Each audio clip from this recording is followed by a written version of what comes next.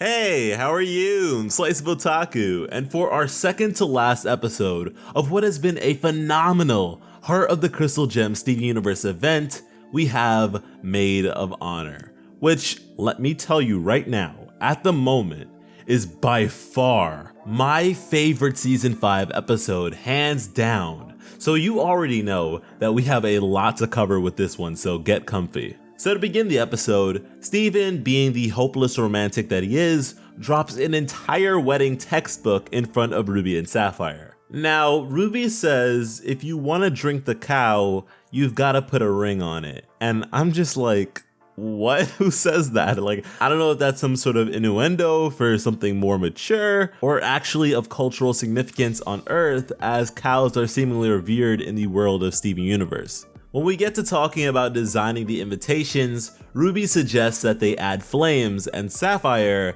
completely subverts my expectations for her to say something like ice, and instead says dolphins. Like, can we think about that for a second? Ruby's interest in flames, that which has been associated with her existence since inception, equates to Sapphire's interest in dolphins. Now, wow, I can see why Garnet was so mad over Lapis. But also, apparently Steven has been compiling this reference book his entire life, which is like, whoa. I mean, it's a bit hard for me to envision the cheeseburger backpack cookie kid doing that, but okay. From there, we jump ahead to making invitations, and when Pearl mentions a folding bone, memories hit me upside the head because I haven't seen or used one of those things since like preschool. I also liked how the style of Ruby and Sapphire's signatures reflected them. And goodness gracious, finally, some Peridot screen time during this event. No explanation as to where she's been, but she's here now, and I can't help but think that if the wedding had gone down earlier, she would have had Lapis as a date and the shippers would explode on two fronts. But hopefully Lapis appears sometime in the upcoming half-hour special, fingers crossed.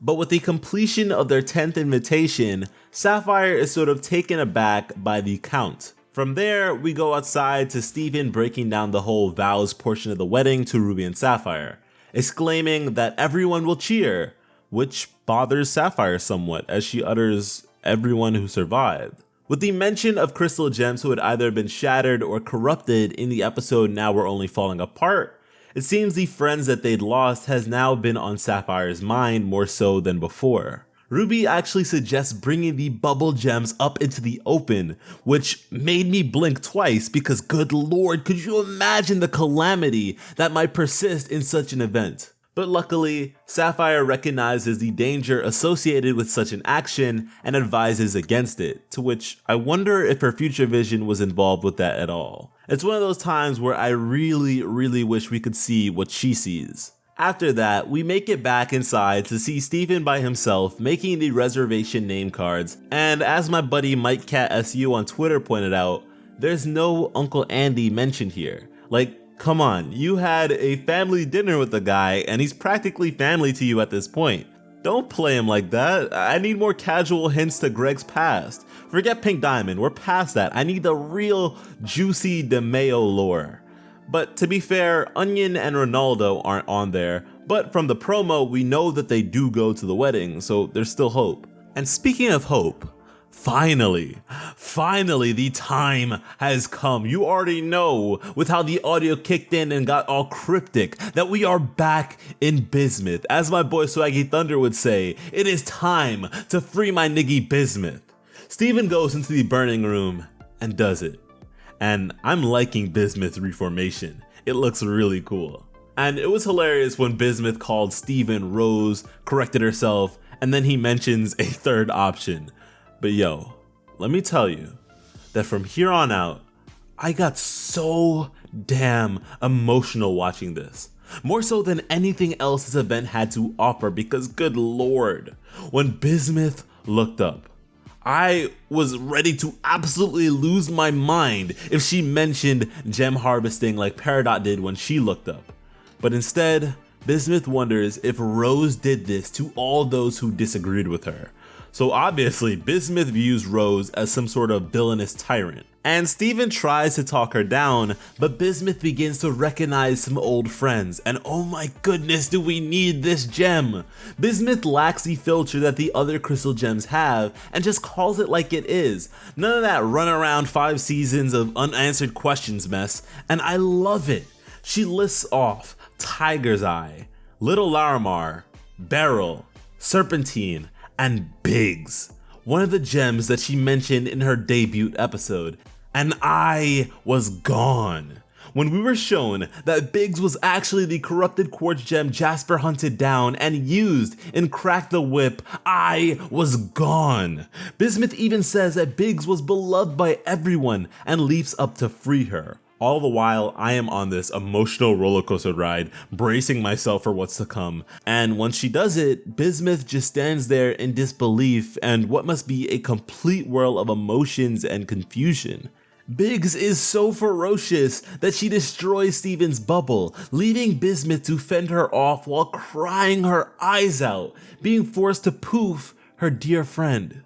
Now, this is obviously a heavy moment, but at the same time, the reason it hit me so hard is more so tied to my tendency of overthinking things.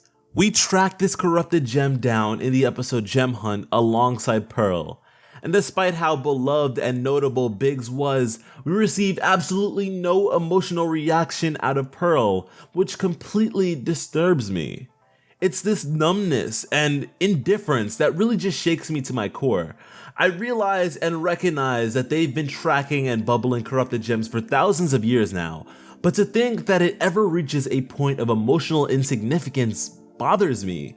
It's one thing to come to terms with the situation and reality, but to have no reaction is just scary. For Biggs to be this beloved and innately noted by Bismuth upon initially returning to the team, to me, places her on the same platform as the likes of Garnet, Amethyst, and Pearl, and all the other friendly gems we've come to love and adore. And to think that it would ever cease to be impactful is unthinkable, especially in the case of Pearl, where her participation was the reasoning behind the diamond attack and spread of the plague that ails these gems. It's just so sad all around. Something else worth noting is that in the last video, I asked you all the whole shattering during the war morality question, and many people, as I expected, proposed that the crystal gems opted to bubbling adversaries rather than shattering. But considering Bismuth's knee-jerk reaction to the burning room, it would seem as though no such practice occurred during the war, as in there was no mass bubbling of enemies, so yeah, it makes the whole shattering in relation to the war thing even more muddied and just morally confusing. But moving on, Bismuth immediately realizes that such damage could have only been done by a diamond, swiftly assuming Pink to be the culprit and questioning why Rose didn't stop her, which leads to Steven telling Bismuth everything. Which leads to her dunking her head in a pit of lava so that she can just scream her lungs out. And Bismuth goes on to say that she really believed all their problems would go away if they would just shatter a diamond, which Rose seemingly took her advice on, but things didn't go as well as they had hoped. But Bismuth is grateful that Steven talked to her, which I'm sure only amplified her belief that he is better than Rose.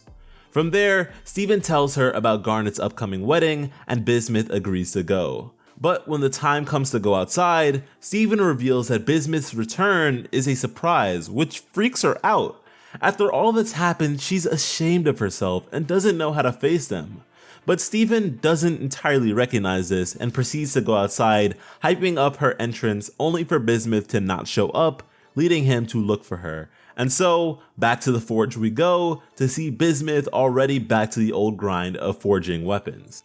And she says to Steven that if they actually wanted to see her, they would have unbubbled her themselves, and it's reasonable that they wouldn't considering she attacked their leader, which makes Steven say that they're not going to side with Rose anymore, which is a pretty bold statement, learning that Rose's pink diamond really eviscerated everything that she was to them, and that's wild.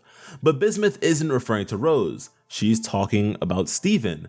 And once again, Bismuth is really and truly what we need. She took one look at the team and recognized Steven to be the leader, exactly what he has been recently and will further mature into. Especially with Garnet gone, he is there for them, keeping them together. And when talking about being maid of honor, interpreted in the literal sense, Bismuth begins to talk about her composition, stating that she is made of the most solid and flexible diamagnetic stuff there is. And mind you, quartz and diamonds are also diamagnetic substances. But anyways, Steven urges and convinces her that he wants her on the team, which gets her to agree to coming back. And when she makes her appearance, everyone except for Peridot drops everything. But Peridot is perplexed as to who Bismuth is. But from there, they leap into Bismuth with tears in their eyes, and it's adorable. Peridot really wants to be introduced, but Amethyst tells her to give them some space. And yo, Bismuth really is the big homie. If you watched that one leak video I had on the merchandise, then you know that I wanted to see some rings on Ruby and Sapphire's fingers. And would you look at that, the big homie Bismuth pulled up with some rings. Guys, I am so happy. With Bismuth being back and the Pink Diamond Secret being out, Season 6 and beyond better not play any games. The Crystal Gem forces are looking hefty these days, and I'm living for it. Please tell me you guys love this episode as much as I did, because it was amazing. And next up is the half-hour conclusion to this event, which in all likelihood might just surpass this episode. And so I am so ready, because it is time. I really appreciate you all watching these discussions, because it's a whole lot of fun getting my initial thoughts out to you and just enjoying Steven Universe together. Thank you all so much for watching, and have an awesome day. I love you.